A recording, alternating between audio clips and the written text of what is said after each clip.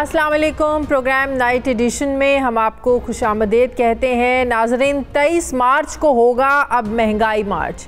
PDM ने हुकूमत के ख़िलाफ़ जो है वो ऐलान कर दिया है एहतजाज का। मुल्क में बढ़ती हुई महंगाई और अवामी जज्बात को लेकर एक बार फिर से अपोजिशन जमाते हैं हुकूमत के ख़िलाफ़ मार्च करने पर उतर आए हैं। कई बैठकें, मीटिंग्स और मशवरों के बाद पाकिस्तान डेमोक्रेटिक मूवमेंट महंगाई मार्च करने के फ़ैसले पर बिलाखिर पहुंची है और इसमें भी 4 महीने का वक्त दिया है। क्या कहा आज मौलाना फजलुर रहमान ने, ज़रा देखिए। 2018 में इलेक्शन के नतीजे में अवामी मैंडेट से महरूम धांधली की पैदावार हुकूमत मारद वजूद में आई। यही वजह है पब्लिक की सपोर्ट से महरूम थी और आज वो नाकामी का मुंह देख रही है। उसकी सजा भी पूरी कौम भुगत रही है।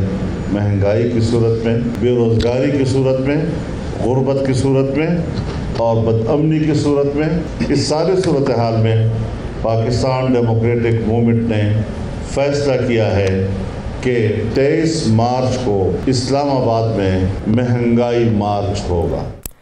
लेकिन नाज़रीन, उम्मीद ये की जा रही थी कि पीडीएम हुकूमत के ख़िलाफ़ मार्च का फौरी ऐलान करेगी। ज़राए तो ये भी दावा कर रहे थे कि शायद अपोजिशन इस्तीफ़ों की सियासत का फ़ैसला भी करे, मगर जो भी फ़ैसला हुआ इस पर भी अमल दरामद में अभी 4 महीने रहते हैं। वैसे तो कहते हैं कि पाकिस्तान की सियासत को सिर्फ 2 से 3 महीनों के लिए प्रिडिक्ट किया जा सकता है। ऐसे में 4 महीनों के बाद का मार्च कैसा होता है, हुकूमत इस पर क्या हिकमत अमली तैयार करती है, इस पर वफाकी वज़ीर इत्तलात फवाद चौधरी ने कहा है कि कौमी दिन के मौके पर हम यहाँ हैं, हम भी देखेंगे। क्या कहा उन्होंने फवाद चौधरी ने, ज़रा देखिए। 23 मार्च पाकिस्तान की कौम के लिए एक इंतहाई अहम दिन है। ये कौमों को जोड़ने का दिन है, कौमों को एक दूसरे से रख करने का दिन नहीं है। लेकिन बहरहाल हम 23 मार्च को हम भी यहाँ हैं, आप भी यहाँ हैं, इंशाल्लाह देखेंगे। सवाल ये पैदा होता है कि क्या अपोजिशन में अब वो दमखम नहीं रहा, या अपोजिशन हुकूमत को जानबूझकर टाइम दे रही है, या मौलाना साहब ने आज फेस सेविंग करने की कोशिश की है। इस पर हमें बात करनी है। दूसरी तरफ लाहौर के हल्का NA 133 में परवेज़ मलिक साहब के इंतकाल के बाद खाली होने वाली सीट पर उनकी अहलिया शाइस्ता परवेज़ मलिक यानी नून लीग ने कामयाबी हासिल कर ली है और तवक्को भी यही की जा रही थी, क्योंकि ये हल्का नून लीग का ही गढ़ माना जाता है। मगर इलेक्शन नताइज पर गौर किया जाए तो ये पता चलता है कि 2018 के इलेक्शन में इस हल्के में नून लीग को लगभग 90,000 वोट मिले थे, जबकि पीपल्स पार्टी को 5,585 वोट मिले थे। जबकि आज 3 साल के बाद नून लीग को 46,811 वोट, जबकि पाकिस्तान पीपल्स पार्टी को 5,000 से उस वक्त मिले और कल के इलेक्शन में मिले 32,313 वोट। अब सवाल ये पैदा होता है कि एक ऐसा हल्का जहां रजिस्टर्ड वोटों की तादाद 4 लाख से ज़ायद है, वहां टर्न आउट इतना कम क्यों रहा? क्या पीटीआई का वोटर घर बैठा रहा ये सोचकर के पीटीआई का तो कैंडिडेट है ही नहीं इस दौड़ में, तो हम वोट देने के लिए क्यों बाहर निकलें? क्या इस वजह से टर्नआउट कम रहा और नून लीग के वोटों की तादाद कम और पीपल्स पार्टी के वोटों की तादाद फिर बढ़ कैसे गई? क्या डिस्क्वालीफाई होने वाली तहरीक इंसाफ के ना होने की वजह से टर्नआउट कम रहा और क्या ये उन्हीं का वोट था, जो मैंने भी पहले बात की? इसी पर मैं बात करूंगी। मुझे ज्वाइन कर रहे हैं मुस्लिम लीग नून के सीनियर रहनुमा हैं, तर्जुमान हैं मरियम नवाज़ के, नवाज़ शरीफ साहब के, मोहम्मद ज़ुबैर साहब। अस्सलाम वालेकुम, बहुत बहुत शुक्रिया ज़ुबैर साहब आपका। मुबारकबाद तो बनती है, ज़ाहिर है जीती है नून लीग हल्का 133 में, लेकिन जो वोटों की तादाद है वोट बड़ा कम पड़ा है। 2018 में लगभग, जैसे मैंने अपने इंट्रो में भी ये बताया कि 90,000 वोट, ये कम होकर 45,000 पर आ गया। फिर टर्नआउट बड़ा कम रहा, क्या वजह है इसकी ज़ुबैर साहब? देखें, एक तो बाई इलेक्शन में वोटर टर्नआउट 99% कम ही होता है और बहुत कम होता है। कराची में बल्दिया में इलेक्शन हुआ था, जो फैसल वाडा साहब की सीट थी, और उस पर जब बाई इलेक्शन हुआ था तो उसमें भरपूर कैंपेन हुई थी, क्योंकि 6 जमातें थी जिनमें मुकाबला हो रहा था। MKM थी, PTI थी, PMLN थी, पीपल्स पार्टी थी और PSP थी, और एक और पार्टी थी, मैं भूल रहा हूँ, लब्बैक, तहरीक लब्बैक, पाकिस्तान तहरीक लब्बैक। ये 6 पॉलिटिकल पार्टीज जाहिर है जब होंगी तो भरपूर कैंपेन भी होगा। उसके बावजूद 18% वो था, टर्नआउट था, और 15,500 पर पीपल्स पार्टी का कैंडिडेट जीत गया था। तो ये तो नहीं कहा जा सकता, क्योंकि उसमें तो सारी जमातें थी, तो ये तो नहीं कहा जा सकता कि फलानी वो 7th पार्टी अगर होती तो फिर जाके 50% वोटर टर्नआउट होता। हमें इसलिए इत्मीनान है, मैं पीपल्स पार्टी पर आता हूँ, पहले अपनी बात कर लूँ। हमारे हिसाब से 46,000 हम आप भी पीटीआई की तरह बात कर रही हैं कि वो भी थोड़ा सा वो मार देती हैं कि जब अगर 46,000 हो कम करके बताया जाए, अपने 46,000 होंगे तो उसको 52,000 जी। मैंने कहा 46,000 है हमारे, ठीक है। एनीवेज, तो वो मैं ये कह रहा था कि 89-90,000 थे 2018 में, 18% वोटर टर्नआउट, और जो नहीं आया 80% या 81%, उसमें से जाहिर है 50%, 51-52% voter turnout, which is a good voter turnout जो 2018 में हुआ था।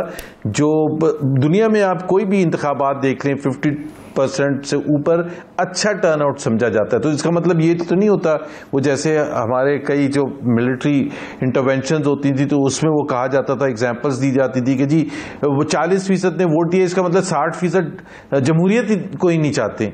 तो हम 46,000 vote out of 18% turnout, I think is very credible, क्योंकि एक तो मुकाबला उस तरह से नोयत का था भी नहीं।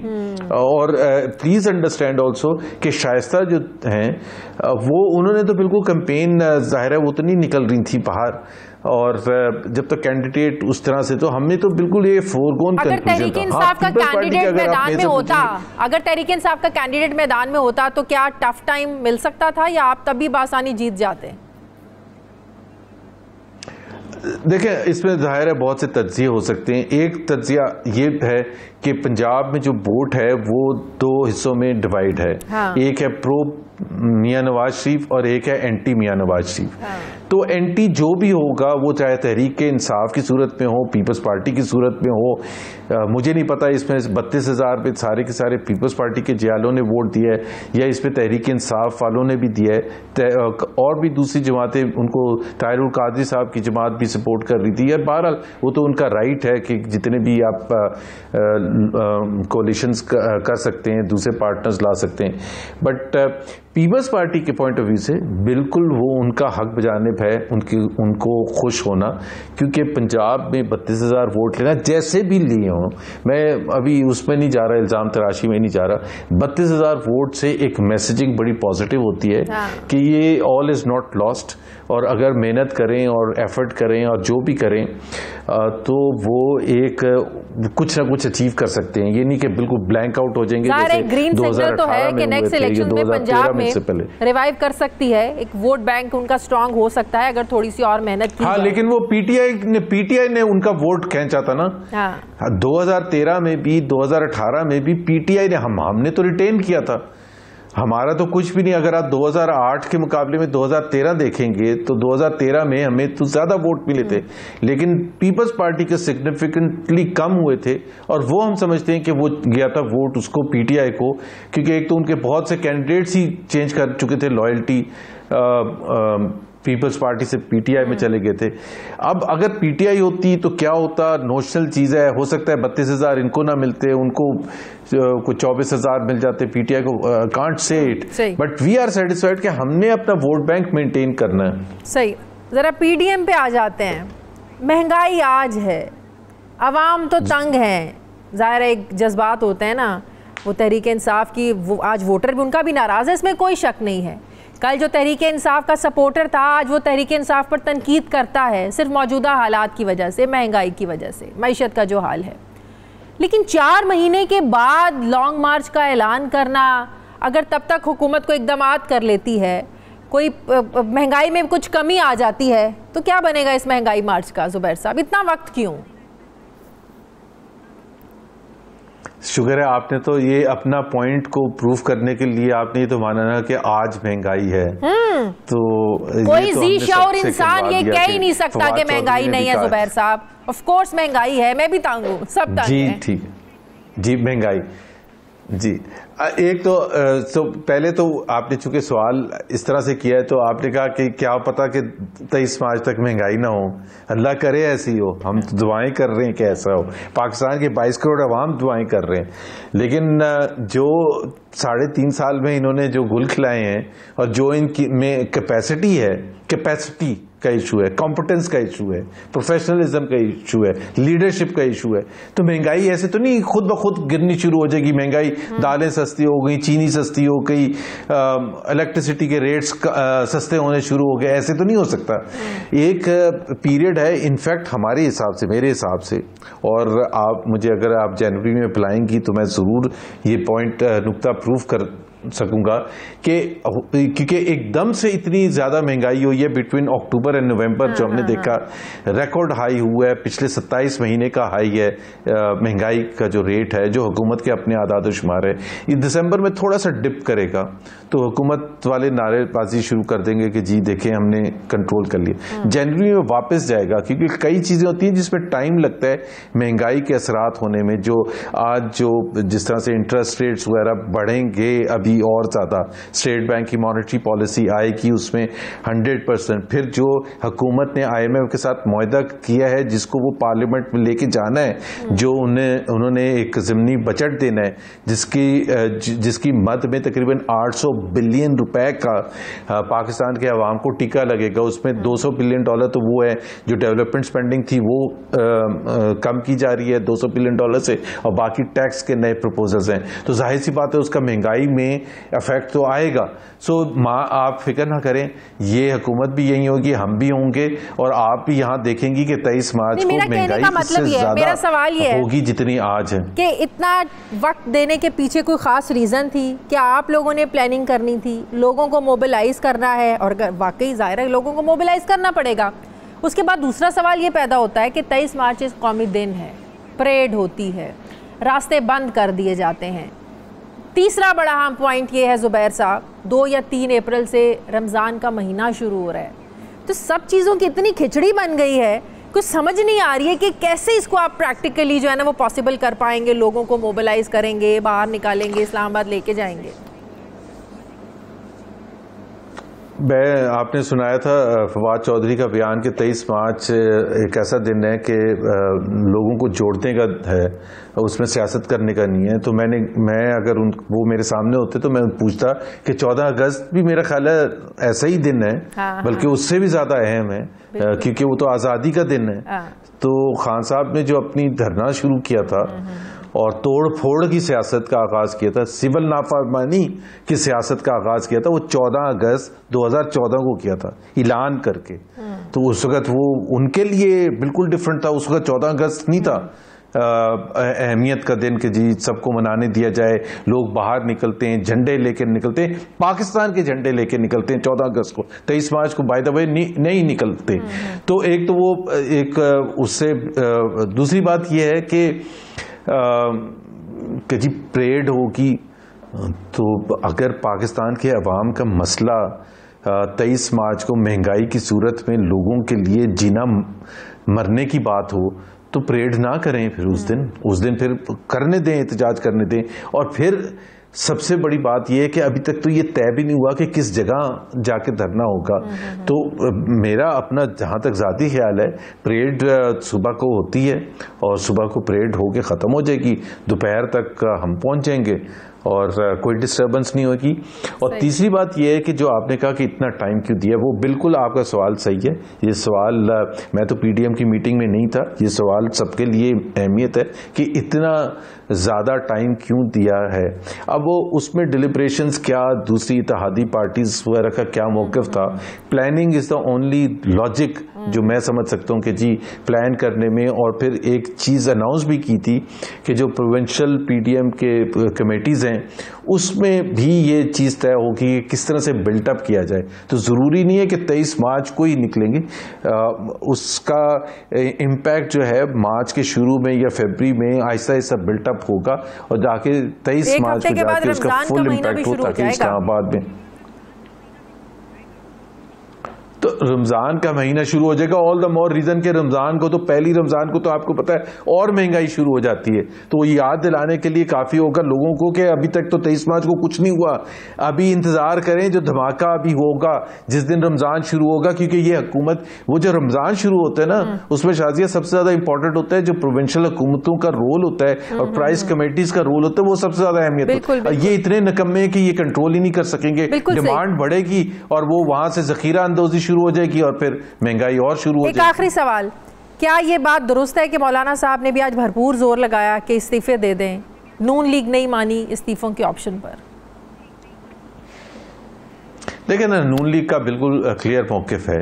हमने इस्तीफ़ों का, हम सबसे आगे थे उसके सपोर्ट में कि इस्तीफ़े देने चाहिए जब पीडीएम सितंबर 2020 में बना था, और उसका इस्तीफ़ों का लॉजिक या उसका इम्पैक्ट उसी वक्त हो सकता था या हो सकता है जब तमाम अपोजिशन जमातें सूबाई हुकूमतों में या नेशनल असम्बली में इस्तीफ़े एक साथ दें तो इम्पैक्ट क्रिएट होता है। अगर वो सारे के सारे नहीं रिज़ाइन कर रहे तो फिर इम्पैक्ट नहीं होता ना, फिर तो उसका मकसद ही ख़त्म हो जाता है कि हमारे लिए कि जी इतना भरपूर इम्पैक्ट हो कि हुकूमत बाई इलेक्शंस कराने में नाकाम हो और उसके लिए पता नहीं मौलाना साहब ये बात समझने की से कासिर क्यों और हमेशा नाराज भी हो जाते हैं और बार बार फोर्स भी करते हैं। हम और आप ये बात समझ सकते हैं कि सिर्फ नून लीग के इस्तीफे देने से कुछ नहीं होगा जब तक सब लोग मुत्तहिद होकर ना दें, कुछ ज़ाहिर आउटकम नहीं होगा ना। लेकिन मौलाना इस बात समझने से क्यों कासिर रहते हैं, ये बात हमें भी आज तक समझ नहीं आ सकी। चले आप उनसे पूछ लीजिएगा। बहुत बहुत शुक्रिया। मुस्लिम लीग नून के सीनियर रहनुमा मोहम्मद जुबैर साहब मेरे साथ थे। मुझे ब्रेक लेनी है, वापस आते हैं छोटे से वक्फे के बाद।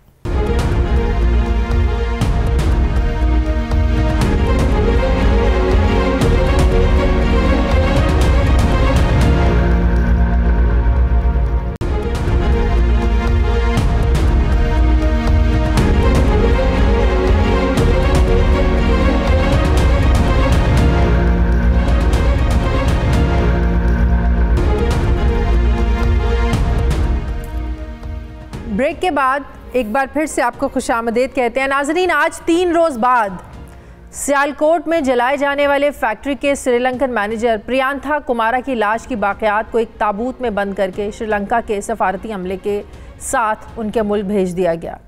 ये सानेहा यकीनी तौर पर रियासत और हर पाकिस्तानी के लिए गम का बायस बना है। ये सानेहा कैसे पेश आया, वहाँ मज़हब के नाम पर जुनून क्यों दिखाया गया, फिर सोशल मीडिया पर ताबूत की तस्वीर को लेकर इसे बेहुरमती कहा जा रहा है। हुकूमत पर तनकीद करते हुए कोई लिख रहा है कि मैयत का एहतराम नहीं किया गया। इससे भी ज़्यादा पाकिस्तानी कौम वज़ीर दिफा परवेज़ खटक के बयान पर बड़ी गमगीन हुई है। उन्होंने कहा है कि कुछ नौजवानों ने इस्लाम के नाम पर जज्बे में आकर कत्ल कर दिया, तो इसका ये मतलब नहीं है कि पाकिस्तान तबाही की तरफ जा रहा है। एक तरफ सोशल मीडिया पर रस्सियों से बंधे ताबूत की तस्वीर और दूसरी तरफ वज़ीर दिफा का बयान, ये रियासत की बेहिस्सी नहीं तो क्या है। दूसरी तरफ हमारी कौमी इक़दार पर यह सवाल उठाया जा रहा है कि अगर किसी एजाज़ के साथ नहीं तो प्रियांथा की बॉडी को एहतराम और तकरीम के साथ स्टेट टू स्टेट श्रीलंका के हवाले किया जाता। इसी पर बात करने के लिए मुझे ज्वाइन कर रहे हैं वज़ीर मुमलिकत बराए पार्लिमानी उमूर अली मोहम्मद ख़ान साहब। अस्सलाम वालेकुम। बहुत बहुत शुक्रिया अली मोहम्मद ख़ान साहब आपका। अली मोहम्मद ख़ान साहब, अब तो जो गैर मुल्की मैगज़ीन है, मैं न्यूज़ वीक में अभी देख रही थी एक तस्वीर जो उन्होंने अपने टाइटल पर ये लगाई है कि the most dangerous nation in the world is not Iraq, it's Pakistan. ये ऐसे वाक़यात से हमारा क्या इमेज जा रहा है बतौर एक कौम, बतौर एक मुआशरा, बतौर एक रियासत?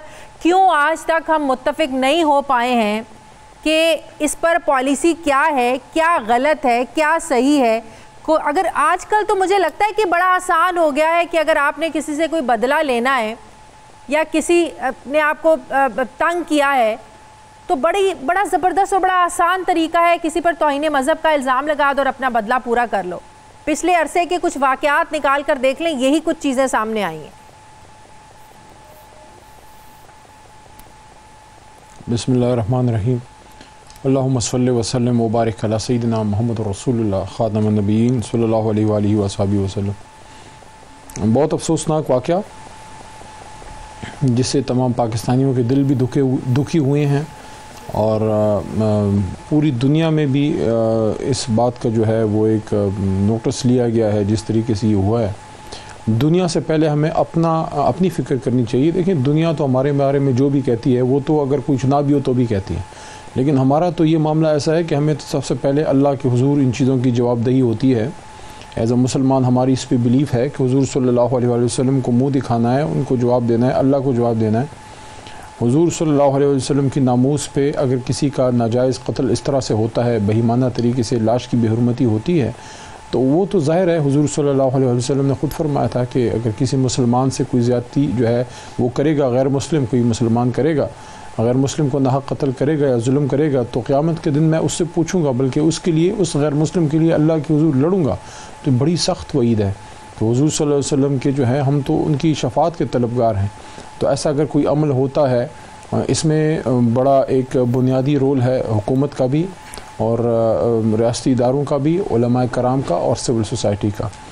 जहाँ तक हुजूर सल्लल्लाहु अलैहि वसल्लम की, सहाबा की और अहले बैत की नामूस का ताल्लुक़ है, उस पर तो कोई कॉम्प्रोमाइज़ नहीं है।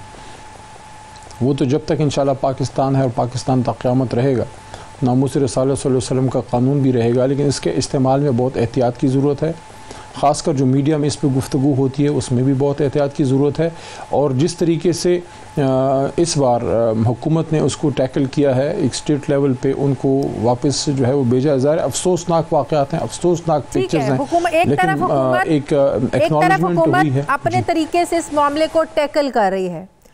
दूसरी तरफ हुकूमती एक वज़ीर उठ के जब ये कहे कि नौजवान जज्बात में आकर इस तरह कर देते हैं मज़हब के नाम पर, तो क्या बड़ी बात हो गई। इसका मतलब ये ना समझा जाए कि सब कुछ गलत हो रहा है। मतलब कि एक वज़ीर इस तरह का आकर अगर मैसेज दे रहा है, तो आपका क्या लगता है कि जज्बात मज़ीद उभरेंगे या मामला ठंडा होगा?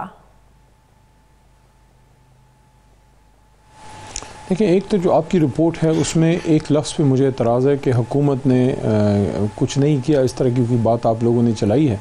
हुकूमत क्या करे? 24 घंटे के अंदर उन सबको गिरफ़्तार किया गया है, स्टेट लेवल पे इसका नोटिस लिया गया है। जिस अदनान साहब जो हीरो हैं इस वाक़े में, जिन्होंने बचाने की कोशिश की है हमारे उस मेहमान की, तो उसको एक एक्नॉलेजमेंट मिली है सदर मुमलिकत, बड़ी ज़बरदस्त है। आप लोगों ने गिरफ्तारियां भी की, सब कुछ किया। परवेज़ खान साहब का ताल्लुक है, देखें आप प्लीज़ मेरा सुन लेना, आपने सवाल किया, प्लीज़ मुझे सुन लें। जहाँ तक परवेज़ खान साहब का ताल्लुक है, परवेज़ खान सीनियर तरीन सियासतदान है पाकिस्तान के। उनका मैंने ऑडियो सुना है, उन्होंने ये बात नहीं की जो आपने कहा है कि क्या हो गया। इन्होंने उस वाक़े को डाउन प्ले नहीं किया।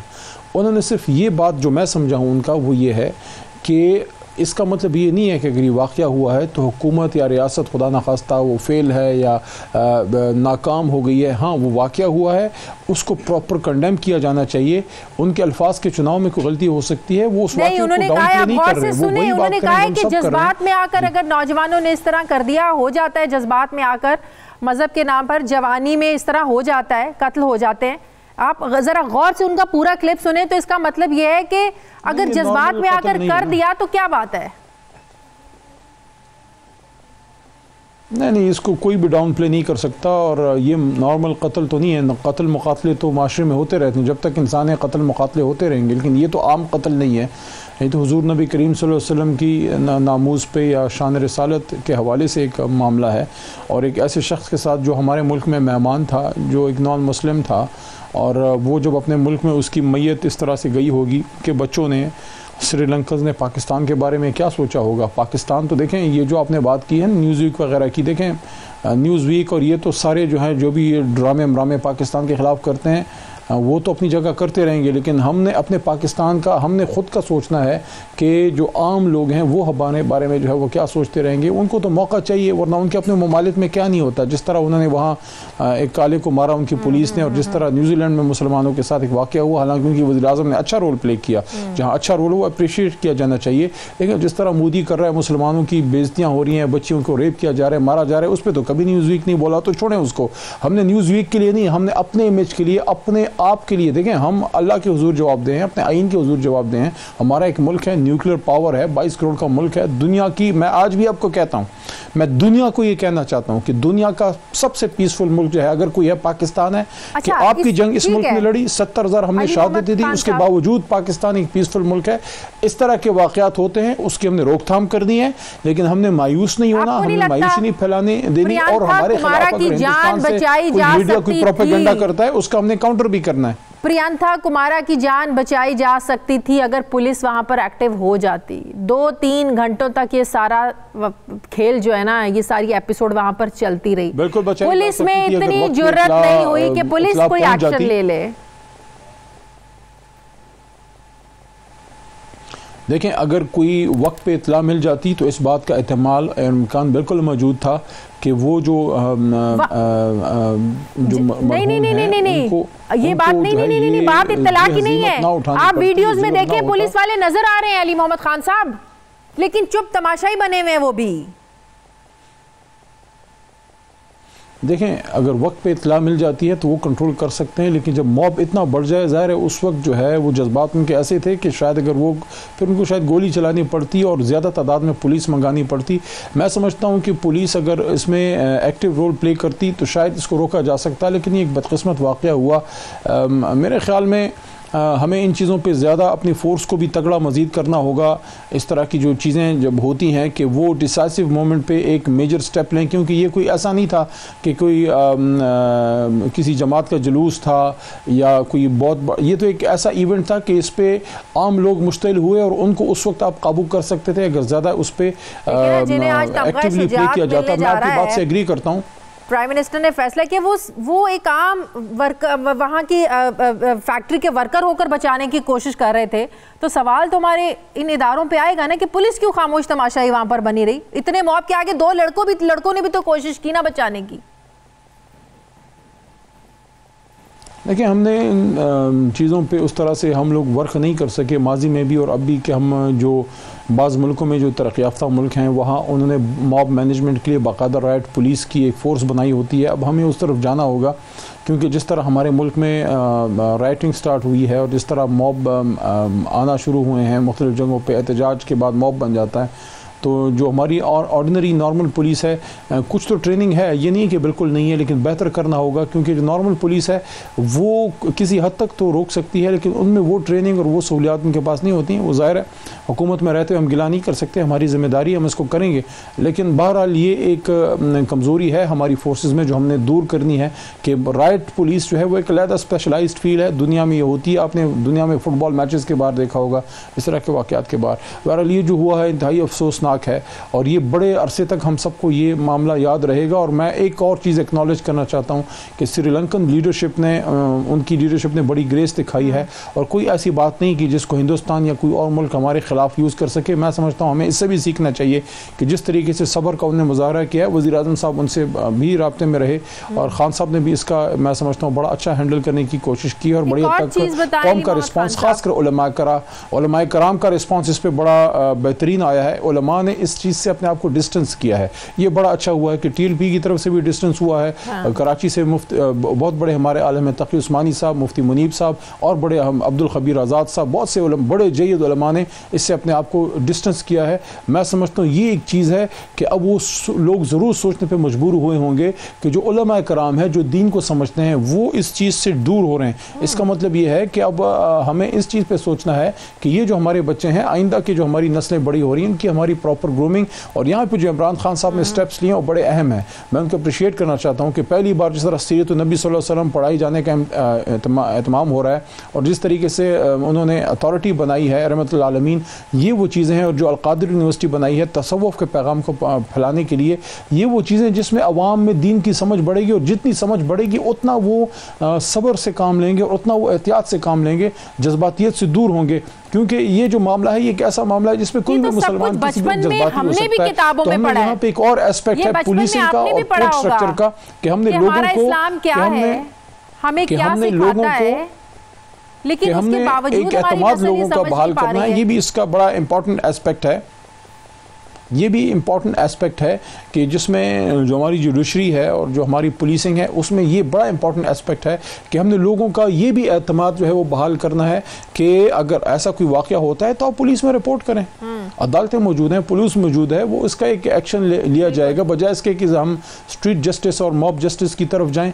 इस तरह से तो माशरे में खुदा न खास्ता एनआरकी फैलेगी, हर कोई किसी को उठा के मार देगा। अदालतें मौजूद है, मैं एक्सेप्ट करता हूँ कि फैसले बाद में आते हैं, लेट होता है, पुलिसिंग के निज़ाम में बहुत सुकम मौजूद है, लेकिन बहरहाल एक सिस्टम तो मौजूद है, तो हम उस सिस्टम की तरफ जाएं। क्योंकि अगर आप देखें खून नाहक का तो एक इंसान, मुसलमान छोड़ें, मुसलमान तो बड़ी चीज़ है, एक इंसान को नाहक मारना पूरी इंसानियत को मारने के मुतरादिफ है।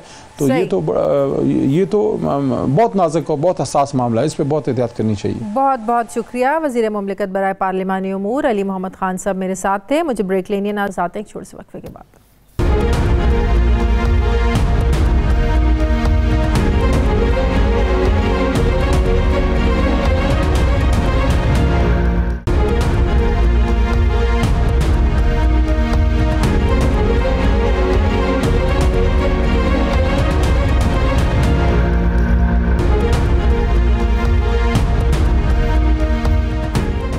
ब्रेक के बाद एक बार फिर से आपको खुशामदीद कहते हैं। नाज़रीन, जब हमारे यहाँ तौहीने मज़हब के क़वानीन मौजूद हैं, उसके बावजूद लोग अपनी मर्ज़ी से कैसे फ़ैसले करने का उनको हक़ पहुँचता है कि किसने तौहीने मज़हब की है, कौन सही है, कौन गलत है।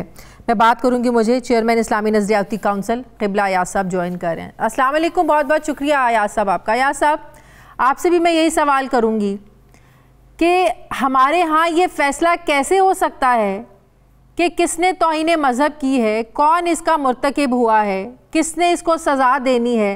ये जत्थे जब इस तरह के फ़ैसले करने लग जाएंगे तो रियासत को क्या समझा जाए फिर? बिल्कुल आपने सही सवाल पेश किया है। कोई हक नहीं किसी फर्द को या किसी जत्थे या ग्रुप को कि वो कानून को अपने हाथ में ले और किसी के ऊपर ये इल्ज़ाम लगाए बगैर किसी तफ्तीश और अदालती प्रोसेस के कि उसने तौहीन मज़हब की है या तौहीन रिसालत की है। सियालकोट में जो कुछ हुआ है हद दर्जा दिलखराश है, अंदोहनाक है, बहुत ही अफसोसनाक है, शरीयत के खिलाफ बात है। शरीयत ने हरगिज़ इस बात की इजाज़त नहीं दी कि कोई बंदा खुद अपने आप को मुद्दई भी बना दे, गवाह भी बना दे, काजी भी बना दे और फिर सजा के नफाज की जिम्मेदारी भी अपने सर।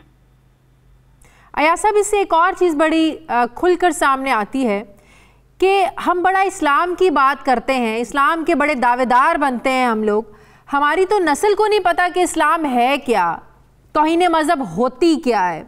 हमें शायद हमारी नौजवान नस्ल को ये नहीं पता कि जो गैर मुस्लिम है उसके बारे में हमारा इस्लाम क्या कहता है, किसी को नाहक नाजायज़ कत्ल करने के बारे में हमारा इस्लाम क्या कहता है। शायद हमारी नौजवान नस्ल को पहले खुद ये सीखने की ज़रूरत है कि तौहीन मज़हब कहते किसको हैं। बिल्कुल आपने सही निशानदेही की। मुझे यकीन है कि जिन लोगों ने ये इल्ज़ाम लगाया है वो लोग शायद इस्लाम की बुनियादी बातों से भी आगाह नहीं होंगे। हाँ। और इस तरीके से ये एक इस्लाम के अपने एक दावेदार बन जाते हैं और फिर अपने आप को यूं रिप्रेजेंट करते हैं गोया उनसे बड़ा मुसलमान और कोई नहीं। तो हद दर्जा दर्दनाक सूरत हाल है। सच्ची बात यह है कि 3 तारीख से जब से ये वाक़या हुआ है मुझ पे तो एक अजीब सी कैफियत तारी है। और आज वज़ीर आज़म साहब ने भी मीटिंग में यही बात की कि ये सिर्फ पाकिस्तान की इहानत और बदनामी नहीं है बल्कि ये तो मुसलमानों की और इस्लाम के बारे में पूरी दुनिया में एक गलत तासुर ले जाने का सबब है। और यकीनन सियालकोट जो है हमारा सनती शहर है, तो इसके अंदर इस किस्म की सूरत हाल सफारती तौर पर भी और मुआशी तौर पर भी हमारे यहाँ तो ये आसान नहीं होगा कि आप तौहीन मज़हब का गलत इस्तेमाल करें, गलत इल्ज़ाम लगाकर अपने मकासद हासिल करें। इस चीज़ को कैसे रोका जा सकता है? ये कोई पहला वाक़या नहीं है, माजी में बेशुमार इस तरह के वाक़यात हैं कि इसका गलत इस्तेमाल किया गया। असल में बुनियादी बात यह है कि दफात तो मौजूद हैं, इस किस्म के दफात मौजूद हैं कि जो गलत इल्जाम लगाए या कानून को अपने हाथ में ले। लेकिन पाकिस्तान के अंदर मैं जहां तक समझा हूं और मेरी सोच है वो ये है कि कानून कोई मसला नहीं, कवानीन मौजूद हैं। असल में यह है कि सजा की यकीनियत नहीं है। जो लोग किसी जुर्म में मुलव्वस होते हैं उनको कोई डर और खौफ नहीं होता, उनको ये यकीन होता है कि किसी न किसी तरीके से वो बच निकलने में कामयाब हो जाएंगे। ये आप देखें, हाईवे पे जो रेप का केस हुआ था, अब उसका कुछ पता ही नहीं चलता कि क्या हो रहा है। बिल्कुल इसी तरीके से नूर मुकद्दम का केस अब तकरीबन मंजर से गायब होने जा रहा है। तो असल मसला यह है कि सजा की यकीनियत नहीं है, कानून पर अमल दरामद की यकीनियत नहीं है। सही, बहुत बहुत शुक्रिया। अब नाज़रीन मुझे ज्वाइन कर रहे हैं वज़ीर आज़म के मुआविन खुसूसी बराए बैरुल मज़ाहिब हम आहंगी मौलाना ताहिर अशरफी साहब। अस्सलाम वालेकुम, बहुत बहुत शुक्रिया मौलाना साहब आपका। मौलाना साहब, बात यह है कि इस वाक़े के बाद दुनिया के सामने हमारा जो इमेज गया है वो उस लड़के को, मलिक अदनान को तमगा शुजात देने से तो ज़ाहिर है वो इमेज तो हमारा ख़त्म नहीं होगा।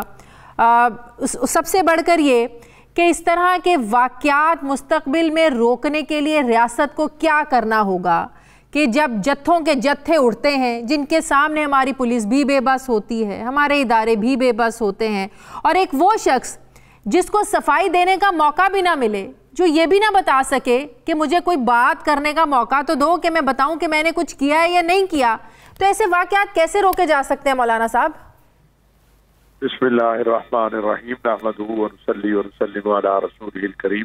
देखिए, गुजारिश ये है कि ये जो वाक़यात है ये तसलसल है हमारी 40 साल जो पॉलिसियाँ है उनका। अब इनको रोकना कैसे है, वो बड़ा मुख्तसर सा रास्ता है।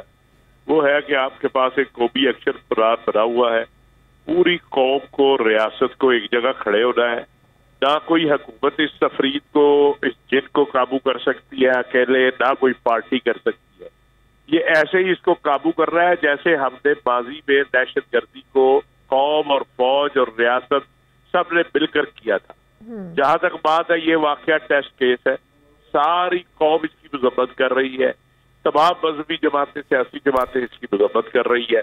अगर हम इसके ऊपर भी इनको सजाएं ना दिलवा सके, और खुदा न खास्ता जो वजीर आजम साहब ने ऐलान किया है और जो कुछ कहा है उसके मुताबिक अगर बिलफर्ज नहीं होता तो फिर तो हम ऐसी खाई में गिरेंगे जिसमें पता नहीं कहाँ से।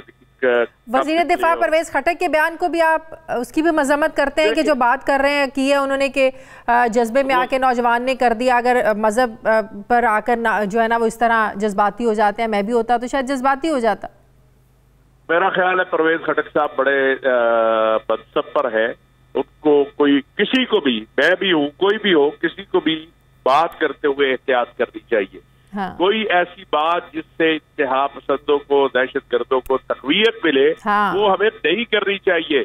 आपकी आने वाली नस्लें जो है उनको रवादारी चाहिए, मोहब्बत चाहिए। वो जो प्राइम मिनिस्टर साहब बार बार सीरत रहमतुल्लिल आलमीन अथॉरिटी का क़याम किया है और वो किरदार साजी की बात करते हैं, बाकी उस तरफ हमें जाना है।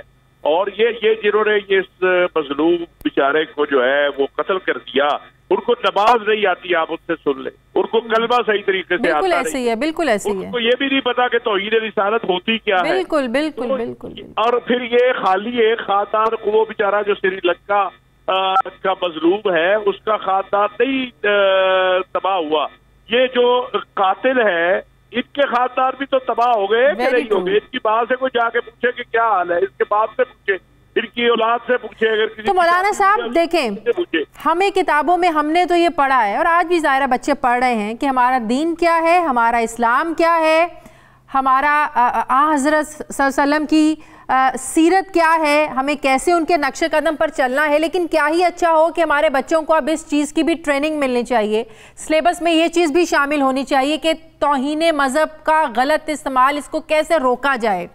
आपको इसमें तफरीक करनी है कि तौहीन मज़हब क्या है, इसको कैसे आप लोगों ने इसका इस्तेमाल, गलत इस्तेमाल करने से रोकना है। हमारी नौजवान, ये देखें ना, ये यंग लड़के हैं ना, ये पढ़े लिखे तो वैसे ही नहीं लग रहे, लेकिन एटलीस्ट ये कॉन्सेप्ट तो क्लियर होना चाहिए कि तौहीन मज़हब होती क्या है। सिर्फ इस्लाम को जानना काफ़ी नहीं है। मैं समझता हूँ कि इस हवाले से बहुत काम करने की ज़रूरत है और इंशाअल्लाह जैसे पाकिस्तान उलमा कौंसिल ने ये जो आने वाला जुमा है उसमें कहा है कि इस वाक़े की मज़म्मत के साथ साथ कौम को आगाही दी जाए कि तौहीन रिसालत क्या है, तौहीन मजहब क्या है। हाँ। इसमें मैंने जैसे कहा तमाम तबकात को काम करने की जरूरत है और इंशाअल्लाह इस पर काम होगा। हम पाकिस्तानी हैं। ये एक अच्छी चीज सामने आई है कि सारे उलमाए कराम एक पेज पर हैं और इन सब के नजदीक ये तौहीन मजहब नहीं था। ये वाकया नहीं, ये तो ना तौहीन मजहब था ना तौहीन रिसालत था, ये तो एक वहशत और बर्बरियत थी, इंतजामी मामला था। उसको जब वहशत और बर्बरियत की इंतहा हो गई तो उसे मजहब का रंग देने की कोशिश की गई है, इसीलिए सारे इसकी मजम्मत कर रहे हैं। और इंशाअल्लाह ये मैं आपको बताऊं कि वजीर आजम साहब जो हैं उनका ये अज़म है, वो खुद इस केस की निगरानी कर रहे हैं कि ये लोग अपने इंजाम को पहुंचेंगे और अगर आपने सजाएं दी ऐसे लोगों को तो इंशाअल्लाह ये सिलसिले रुकेंगे भी।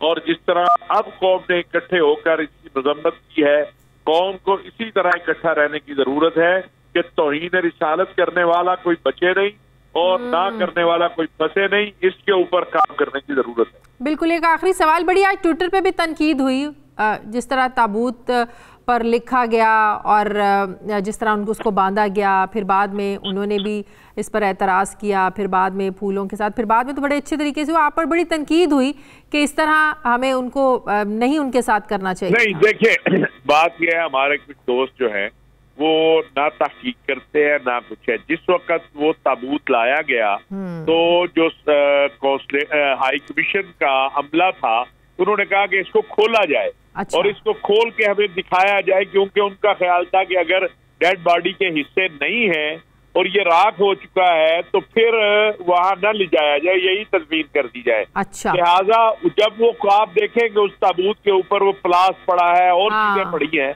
तो वो जब वो कर रहे थे तो वो दूसरा उसको फिर उसी तरह मुंतकिल किया गया चूंकि सर्द खाने में। लेकिन जिस वक्त उसे रवाना किया मैं खुद वहां मौजूद था। जी जी। पूरे सरकारी एजाज और एहतराम के साथ तमाम, मैं प्राइम मिनिस्टर की नुमाइंदगी वहां कर रहा था, वजीर आला के नुमाइंदे सूबाई वजीर हमारे इंसानी हकूक के इजाज आलम साहब मौजूद थे। तो ये जो लोग हर वक्त पाकिस्तान को निशाना बनाना चाहते हैं, इनसे भी गुजारिश है कि खुदा का वास्ता है, हकीकत तो पता कर लिया करो। जरूर गाली दो हमें, लेकिन पहले तो हकीकत तो पता करो। पाकिस्तान पे इल्जाम लगाने वालों, खाते भी पाकिस्तान का हो, पीते भी पाकिस्तान के हो और गाली भी पाकिस्तान को देते हो, इनको को खुदा का खौफ करना चाहिए। बहुत बहुत शुक्रिया वज़ीर आज़म के मुआविन बराए बैरुल मज़ाहिब हमांगी मौलाना ताहिर अशरफी साहब मेरे साथ थे। नाज़रीन, हमारे प्रोग्राम का वक्त ख़त्म हो गया। फीडबैक ज़रूर दीजिएगा, अपना ख्याल रखिएगा। मुझे इजाज़त दीजिए, अल्लाह हाफ़िज़।